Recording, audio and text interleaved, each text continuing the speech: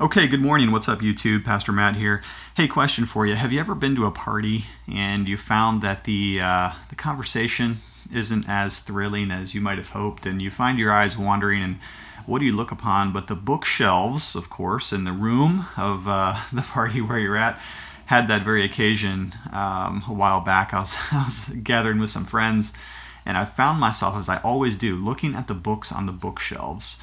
And sure enough, here's this beautiful old Bible, pulled it off the shelf, and it's this gorgeous Bible, New King James, and it had got a lot of wear, but it was in great shape, and the print was amazing, and the layout was beautiful and striking, and it had some notes and some underlinings, and I thought, what a gorgeous Bible.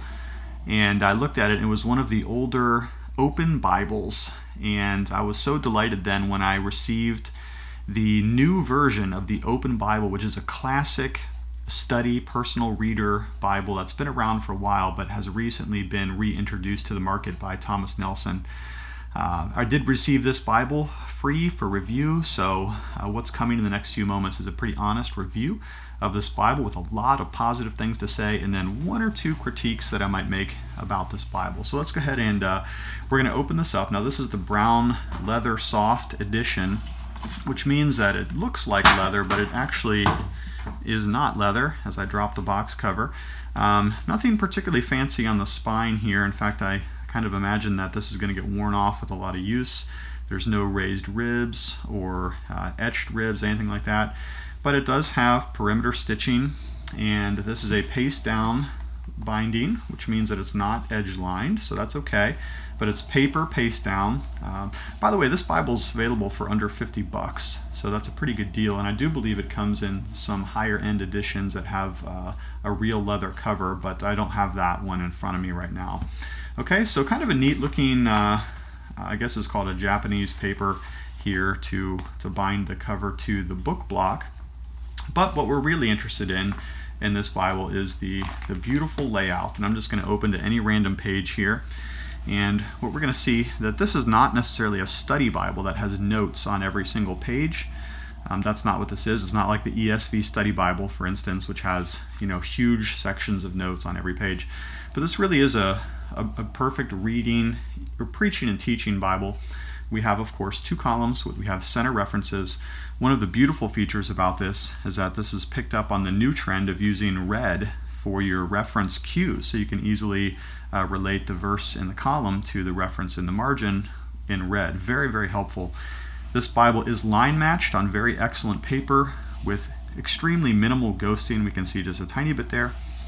And one of my favorite things about this, when I looked at this Bible straight away, is that this is a verse-by-verse edition, which as a preacher I find just thrilling. I really wish there were more verse-by-verse editions on the market these days, but sadly the publishers are often moving away from that to what they call reader's editions, which as a preacher and teacher I'm not a big fan of because I often can't find what I'm looking for.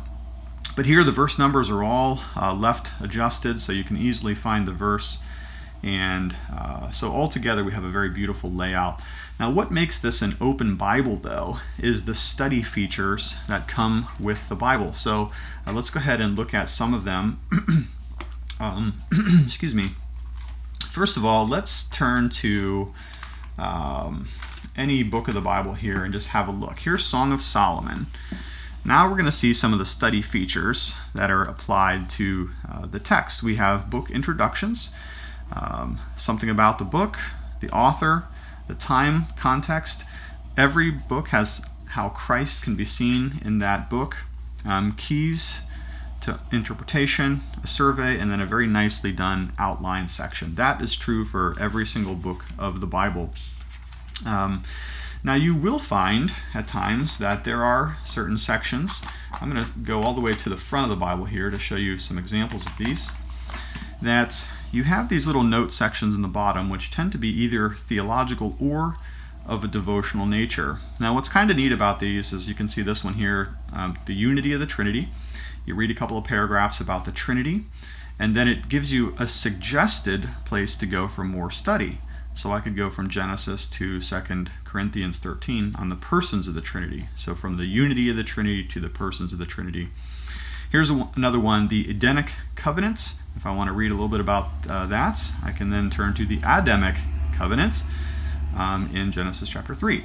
Now, if you're Reformed, as I am, you're going to notice that these notes skew dispensational, which is perhaps one of the critiques that I would have as a Reformed Presbyterian guy. Of course, I'm not a dispensationalist, but I know many of you are who follow this channel, and so if you are dispensational, Baptist, non-denominational, probably you're not going to have a lot of problem with some of these notes here. But as a Reformed covenantal guy, at least in terms of the covenants, we kind of differentiate those things a little bit differently. Now let's turn to the middle of the Bible, and we're going to go between the Testaments, and we're going to see another one of the major features of this is that there is a large 24-page visual survey of the Bible, which basically gives me some chronological and outlining features here. So I understand the basic flow of how the Bible works, the various eras, the flood, the history of Israel, the people of Israel, the land, the kingdom, just lots of charts, informational stuff here related to the Jews, the poetic books, the prophetic books, then bridging to the New Testament, the early church, just lots of informational stuff there between the covenants. And towards the end of the Bible, if we can go to the end, we're going to see a bunch of other study helps. I suppose the difference between this Bible and a study Bible is instead of a running commentary on the bottom of the page, this Bible is really designed with the premise that you're going to be doing a lot of your own study. And so it gives you the tools to do the work without necessarily doing the work for you, which I like that. That's great. So here's some of the back matter, Harmony of the Gospels, large section there. Jewish calendar, Jewish feasts, tables of weights, teachings and illustrations of Christ, prophecies of the Messiah fulfilled in Christ. That's a really interesting section with Old Testament and New Testament fulfillments. Parables, miracles, laws of the Bible. A large section between the Testaments, what happened in the intertestamental period. And so on it goes, and you kind of get the idea. And then this one section here is called the Scarlet Thread of Redemption, which traces God's work in redemption history from the Old Testament through the New Testament, culminating in the life, death, and resurrection of Christ and his return in glory. So that's kind of an overview of redemption history. You got some stuff for ministering. Here's a guide to Christian workers. And then, of course, you have a concordance at the back. Now, when we turn to the front of the Bible, what we're going to see is there's another large section which looks like a concordance, and this is kind of unusual because normally all this stuff is put towards the back, but this is a topical concordance. Let's see what it actually calls it here. This is topical rather than word-based, and they call it the Topical Index of the Bible. So if you're looking for something on topics, my son came to me last night, and he's doing a devotion for the youth mission trip, and he wanted to talk about fruit bearing in the Christian life. And so I was able to use this for him, and he actually took a picture of the section on fruit bearing as a topic throughout Scripture in the Topical Index, and then I sent him to the concordance in the back, and he looked up the word fruit and its various occurrences in the Old and New Testaments, took a picture of that, went back to his room, and worked on his devotion. So this Bible actually came in handy for him last night. Okay, so just by way of an overview, we have a very nice, handsome construction. Not super high-end, very affordable, under $50. You get a study Bible that's going to do a lot of good work for you as you do the work rather than the notes doing the work for you. This is an exceptional book for both reading and preaching because of the verse-by-verse format, which I am a big fan of that.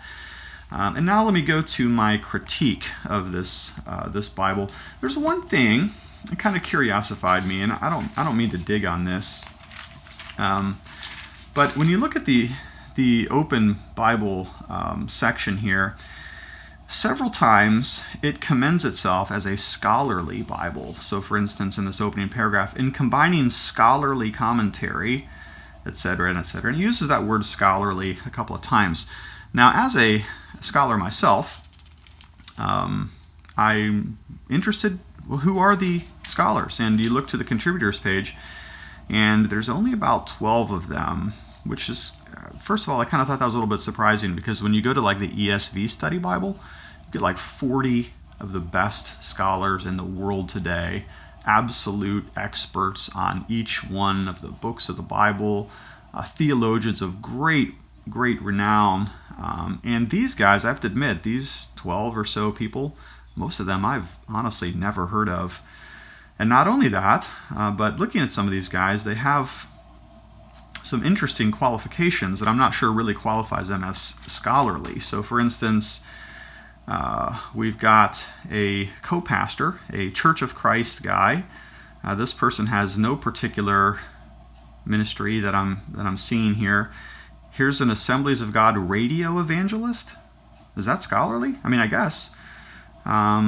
Couple of representatives of institutions of higher learning, but they're all from Liberty. So Liberty. There's another Liberty over there. There's a Baptist. There's a Presbyterian with no church listed. And here's a pastor evangelist out of Nashville with no particular institution of reputation. And not only that, but, and I feel like I'm being a little bit too picky here, but some of these guys have what we would call honorary degrees. Here's a guy with a DD. Here's a guy with an LLD. Some of those, here's another DD right here.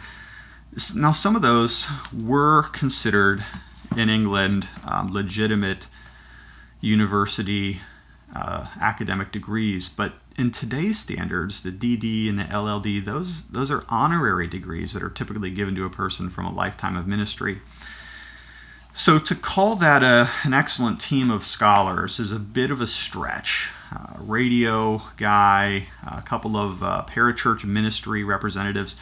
There's nobody that's written the commentary in this volume that I would consider to be a world-class scholar in their field, either of Old Testament, New Testament, church history, or theology. So it's probably a little bit of an oversell to call it a scholarly edition. But nevertheless, it is what it is. It's got some great functional, helpful study helps. I'm a bit of a nerd when it comes to that stuff, so I don't mean to critique too hard. And again, probably the slant of some of the study helps would be more dispensational than reformed or covenantal. So you know who you are and what kind of a resource you'd want. I will love to use this Bible as a resource. If I preached from the New King James, I would love to preach from an edition like this because it's so readable. Hey, one more thing before I turn off here, and I know this is running a little bit long, but the font that's used here by Thomas Nelson, I just want to say something about that. The new comfort print fonts are actually pretty cool because the folks that did the fonts for these new editions, they actually did some pretty cool research, and it says here regarding the type, this is done by 2K Denmark. I actually went to Scotland and looked for a really old font that was kind of modern, and the thought there was like, hey, the old King James is ancient, but the new King James is kind of like a more modernized edition of what's old. So they went and they actually devised a brand new typeface just for this edition that looked both old and modern, and I think they really nailed it. I think the font is readable, beautiful, clear, and the paper is gorgeous. So this is the Open Bible. I will post a link to Amazon in the description of this video where you can go and get this. If this inclines to your interest, it would be an excellent help to your study and devotional life. All right, so links in the description. Thanks for checking in. Pastor Matt here. Love you lots, and we'll talk to you later.